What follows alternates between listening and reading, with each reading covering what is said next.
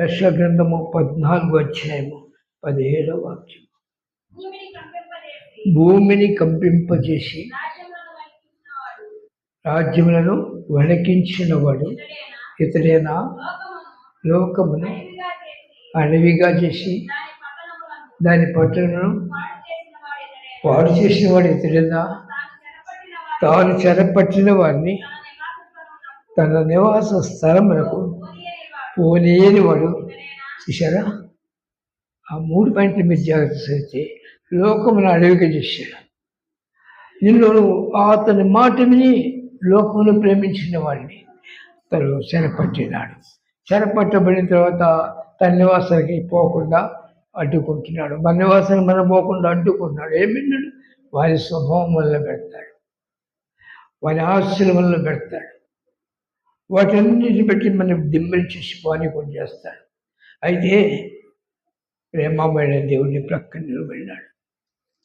బంధింపబడిన వారిని విడిపించుటకు ఆయన లోకంలోకి వచ్చినాడు.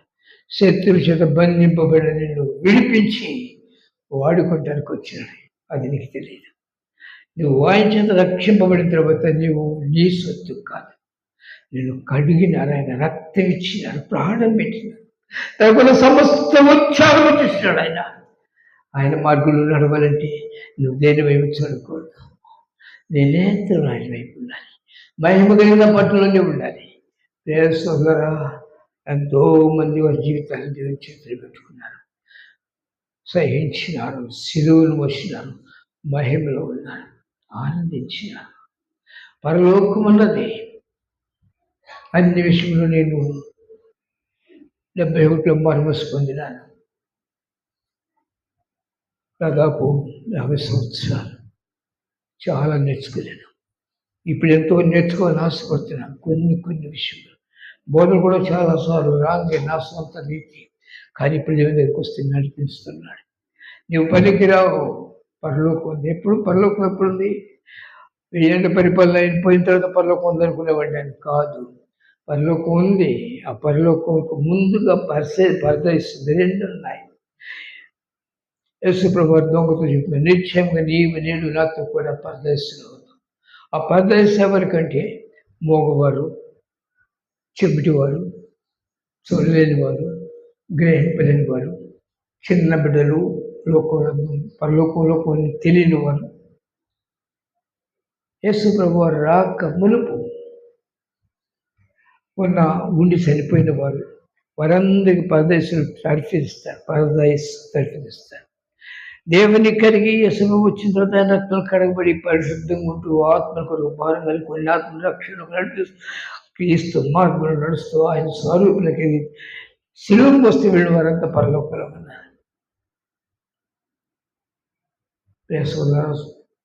కైలాస భాష ఒక గృహం దగ్గర గృహం నుంచి వెలుగు ప్రకాశిస్తుందట.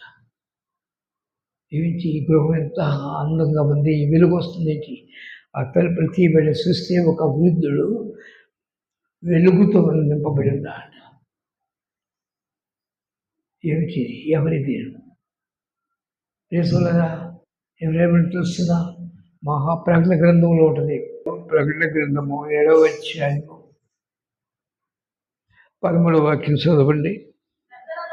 పెద్దల్లో ఒకడు తెల్లని వస్త్రం ధరించుకుని ఉన్న వీరెవరు, ఎక్కడి నుండి వచ్చని నన్ను అడిగాను. అందుకు నేను, అయ్యా నీకే తెలియననగా అతడు ఇలాగ నాకు చెప్పి, వీరు మహాశ్రమ నుండి వచ్చిన వారు, గొర్రెపిల్ల రక్తంలో తమ వస్త్రములను ఉదుకుకొని వాటిని తెలుగు చేసుకుని, అందువల్ల వారు దేవుని సింహాసనం ఉండి ఆయన సేవిస్తున్నారు.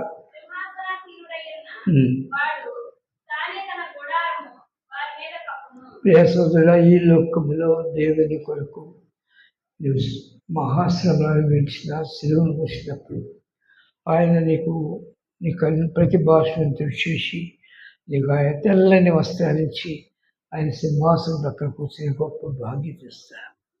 కనుక వారు అడిగినప్పుడు ఆయన దేవుని కొరకు పరిశుద్ధంగా తాను కాపాడుకొని దేవుని కొరకు జీవించినాడు.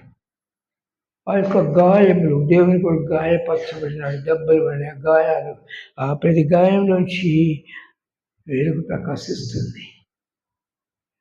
ఆయన దేవుని కొరకు తను కాపాడుకున్నాడు. భూలోకంలో పరిశుద్ధంగా జీవించినాడు. సోదర, ఆయన పక్షపాతి కాదు.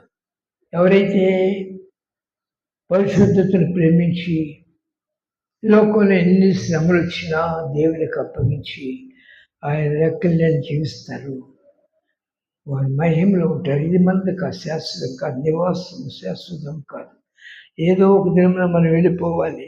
ఎప్పుడు వెళ్తామో తెలుసా? ఎప్పుడు వెళ్తామండి మనకు తెలుసా? ఎప్పుడు వెళ్ళేది కూడా మనకు తెలియదు. అదే మనం చూసినట్లయితే సోదరు ఇక్కడ చూడండి, 16వ అధ్యాయం 16వ వాక్యంలో ప్రకటన గ్రంథము, ఇదిగో నేను దొంగ వలె వచ్చేస్తున్నాను, తాను దిగంబడుగా సంచరిస్తున్నందున జనులు తమ దిశమలను సూతులేమో అని మెలకుగా ఉండి తన వస్త్రంలో కాపాడుకునేవాడు. దాన్ని తెల్లని వస్త్రంలో ధరించాలంటే నీకు మెలకు కావాలి.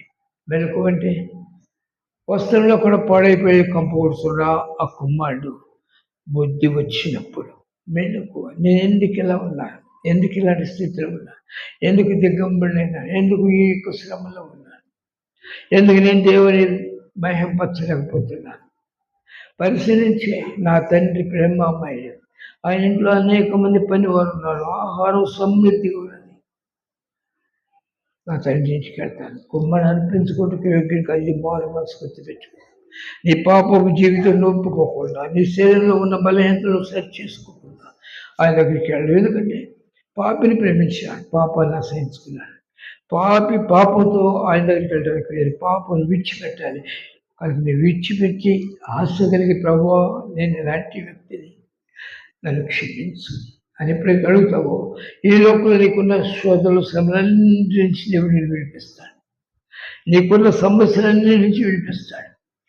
ఆయన నిన్ను కౌగిలించుకుంటాడు. సంతోషభర్తులుగా ఉంటాం. మహిమలో తెల్లని వస్త్రం ధరించుకుంటూ పరలోకము, ఆ మహామహిమలో ఉండాలని ఎంతోమందికి ఆశ ఉంది. అంటే పరలోకం వరకు ఆశించి నేను పరలోకం వెళ్తానంటే నువ్వు ఇక్కడ నీ దిశమల సిగ్గు కనపడకుండా నీతి వస్త్రాలు కొనుక్కోవాలి దేవుని దగ్గర.